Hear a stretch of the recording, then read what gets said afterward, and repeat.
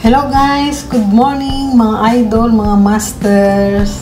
Ayan, nagpakayod ako kahapon ng niyog sa Pinas Store kung saan doon kami bumibili o namamalingki. Magluluto ako ngayon ng adobong talong sa gata.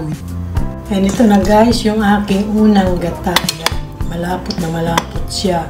So ito, pipigaan ko ito. Pangalawa, lalagyan ko siya ng maligam-gam na tubig para mas makatas at madaling pigaan. Yan, ito yung aking lulutong talong. Malaking talong ito. So, hiwain ko lang siya. Ito yung aking mga sangkap lang. Ayan. So, ito guys, pinapakulo ko na yung pangalawang gata ng niyog para ilagay ko na itong mga sangkap na ito. Ayan. Gaya ng tanlad. Pinapakulo ko muna siya para lumasa. Ayan. Dinagdagan ko ang bawang. Sama na siya, o ayan. So, hayaan ko lang siyang kumulo. Takpan ko muna siya.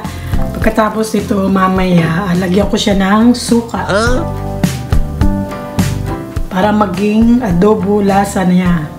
So, ayan guys, ilalagay ko na itong talong. So, ganito lang siya. And takpan ko siya. So, lagyan ko na siya ng suka. So, 3 to 4 tablespoon ng vinegar. So, ayan guys, ilalagay ko na itong unang gata. Ayan. Yung kakang gata. Pwede na ito guys.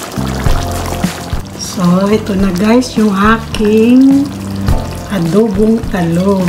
Wow! Ayan. Ang bango niya guys. Ang sarap i-partner sa kanin at sa pritong isda. At ito ang kanyang kapartner.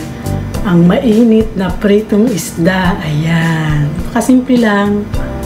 Ito ngayon ang aming tanghalian ni Master Corex.